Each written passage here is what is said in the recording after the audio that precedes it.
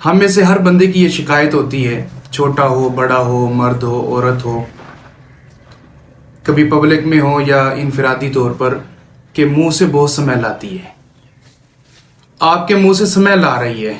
हम एक दूसरे से शिकवा भी करते हैं, शिकायतें भी करते हैं, और ये शिकवा ऐसा होता है कि अगला बंदा माइंड भी कर जाता है, अगले बंदे को अच्छा भी नहीं लगता है।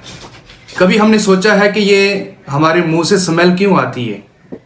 आप सोच रहे होंगे कि बुर्श नहीं करते इस वजह से, कोई सोच रहा होगा कि मिसवाक नहीं करते इस वजह से, और किसी का मैदा हीट कर जाता है इस वजह से, या अच्छी ग़िज़ा हमारी नहीं है इस वजह से। ये सब सानवी चीज़ें हैं। ये सब हमें इस चीज़ की तरफ कायल किया जाता है कि इन चीज़ों का एहतिमाम करें, लेकिन अव्वल जो चीज़ है जिसकी वजह से हमारे मुंह में स्मेल आती है, हमारे मुंह से बू निकलना शुरू हो जाती है, वो वजह ये है कि हम ग़ीबत बहुत करते हैं। हम मुसलमानों की चुगलखोरियां बहुत करते हैं। हम एक दूसरे की पगड़ी को उछालना हमारा मामूल बन चुका है, जिसकी वजह से हमारे मुंह से स्मेल आती है।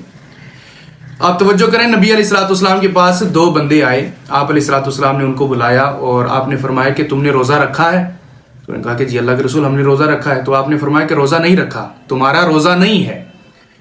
तो वो बार बार इसरार करने लगे, अल्लाह के रसूल हमने रोज़ा रखा है। तो नबी अलैहिस्सलाम ने फरमाया कि नहीं, तुम्हारा रोज़ा नहीं है। आपने फरमाया कि अपनी उंगलियों के साथ कह कर दो। उन्होंने अपनी उंगलियों को अपने हलक के अंदर डाला और उन्होंने कह करना शुरू कर दी। जब उन्होंने कह की है, उल्टी की है, तो उनके मुंह से गोश्त के लोथड़े निकले हैं।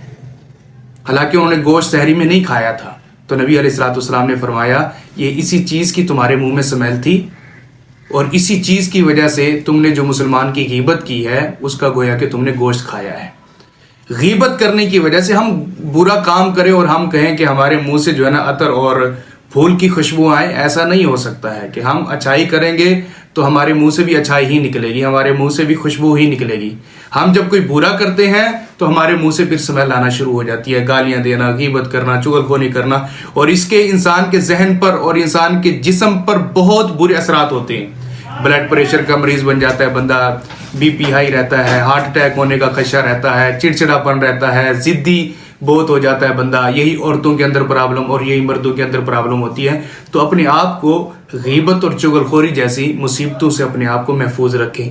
ये चीज़ें घरों को बर्बाद करके रख देती हैं, ये चीज़ें घरों को उजाड़ के रख देती हैं। तो इस वजह से अपने दिमाग के अंदर, अपने जहन के अंदर पॉजिटिव सोचें, नेगेटिव को निकालने की कोशिश करें, ताकि हमारा जो माशरा है एक असली माशरा और अच्छा माशरा बन सके।